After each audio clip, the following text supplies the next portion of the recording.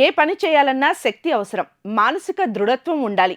నిస్సత్తువ, నీరసం పారద్రోలి ఇమ్యూనిటీ బూస్టర్లా పనిచేస్తుంది. Be better ashwagandha. Sir ఇప్పుడు ఒక పర్టికులర్గా మనం ఇంట్లో ఆయిల్స్ వాడుతున్నాం. ఇప్పుడంటే కొందరికి olive oil plus organic oils వచ్చాయి, కానీ రిఫైన్డ్ ఆయిల్ వాడే వాళ్ళు ఇంకా ఎంతోమంది ఉన్నారు సార్. రిఫైన్డ్ ఆయిల్ అంటే దానికి సంబంధించి దానివల్ల బరువు పెరగడం కానీ లేదా దాని వల్ల ఏమైనా హెల్త్ ఇష్యూస్ వస్తాయా sir? So refined oil versus non refined oil, అది మీ question basically. So refined oil అంటే ఏమిటి? అన్రిఫైన్డ్ ఆయిల్ ఏదైతే ఉందో, ఎక్కడైతే ఆయిల్ సోర్స్ ఏముంటాయి, యూజువల్గా నట్స్ ఉంటాయి కదా. సో పల్లీల నూనె అంటారు, వేరుశనగ నూనె, నువ్వుల నూనె, కొబ్బరి నూనె. ఇప్పుడు నువ్వుల నూనె, కొబ్బరి నూనె తీసుకోండి. దాన్ని ఆయిల్ కింద తీస్తే అది ఆయిల్, దాంట్లో చెత్త తీసేస్తే అది రిఫైన్ అయింది బేసికల్లీ. సో రిఫైన్డ్ ఆయిల్ అంటే రిఫైన్డ్ ఆయిలే కదా మీరు తీసుకోవాల్సింది. సో దానిలో చెత్త అంతా తీసుకుంటే అది నాన్ రిఫైన్డ్ ఆయిల్లో చెత్త ఎక్కువ ఉంటుంది బేసికలీ. సో వెజిటబుల్ మ్యాటర్ ఎక్కువ ఉంటుంది.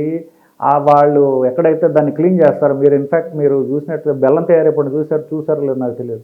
బెల్లం తయారీలో నల్ల బెల్లం అంటే అది బేసికలీ పొలాల్లో మట్టి నేల మీద పడి చేస్తుంటారు అవన్నీ.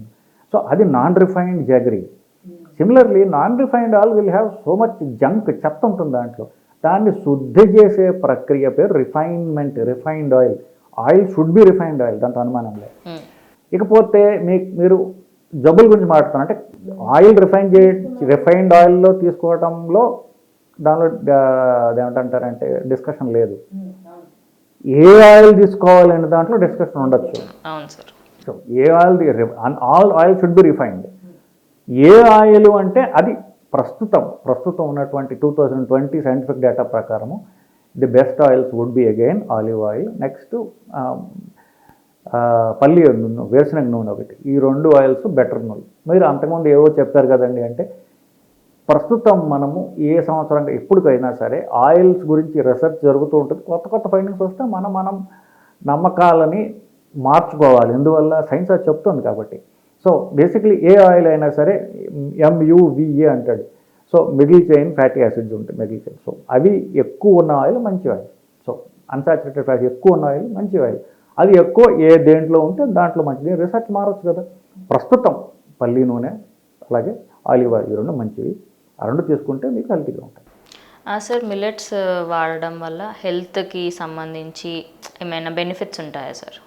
రైస్ సబ్స్టిట్యూట్స్కి మనం వెతుకుతున్నాం కదా. రైస్ సబ్స్టిట్యూట్ నేను డైరెక్ట్గా ప్రోటీన్ అని చెప్పాను నేను. ఎందుకు? That's the ideal. సో అది కూడా కష్టం ఇంకా అనుకునే వాళ్ళకి, నేను డైరెక్ట్గా ప్రోటీన్ తినడానికి టైం కావాలి అనే వాళ్ళకి రైస్ సబ్స్టిట్యూట్స్ ఇస్తాం. రైస్ సబ్స్టిట్యూట్స్ ఏమిటి? మిల్లెట్స్ అన్నమాట. ఫస్ట్ మిల్లెట్స్ అంటే ఇన్ఫ్యాక్ట్ ఇప్పుడు మిల్లెట్స్ అన్న రైస్ ఇవన్నీ సీరియల్స్ అంటారు. సీరియల్స్, మిల్లెట్స్ అండ్ వేరే డివిజన్స్ పెట్టారు. కానీ మీరు నేషనల్ ఇన్స్టిట్యూట్ ఆఫ్ న్యూట్రిషన్ వాళ్ళ బుక్ చూసినట్లయితే 2 కలిపి ఒకే చాప్టర్లో పెడతాడు.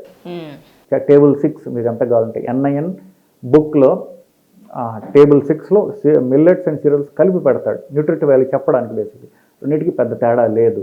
మిల్లెట్స్ అనే కొత్త మతం ఉండాల్సిన అవసరం లేదు. బేసిక్లీ అన్నీ మనం తినేవన్నిట్లో కూడా రకరకాల ప్రపోర్షన్స్లో కార్బోహైడ్రేట్స్ ఉన్నాయి తప్ప అదేదో కొత్తగా ఎవరు కనిపెట్టింది కూడా కాదు నిజానికి. ఇప్పుడు రైస్, వీట్ తీసేసి దానికి ఆల్టర్నేటివ్స్ చూసే దాంట్లో కార్బోహైడ్రేట్స్ తక్కువ ఉన్నవి ఇవి.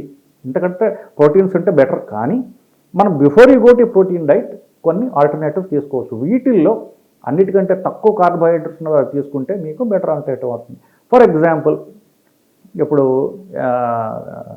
జొన్నలు, కీన్వా, మొక్కజొన్నలు, ఈ 3 కూడా వెరీ లో ఇన్ కార్బోహైడ్రేట్స్.